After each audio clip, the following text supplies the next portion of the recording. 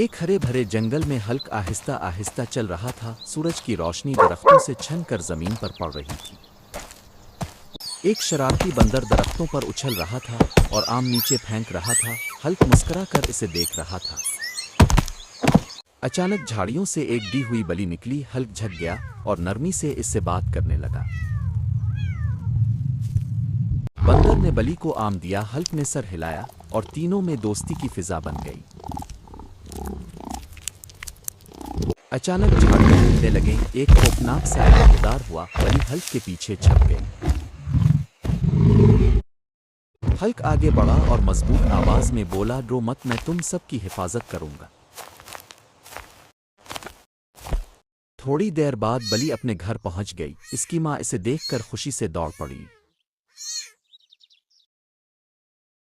ہلک اور بندر ہاتھ ہلا کر واپس جنگل کی طرف چل پڑے۔ دوستی کی جیت ہو چکی تھی۔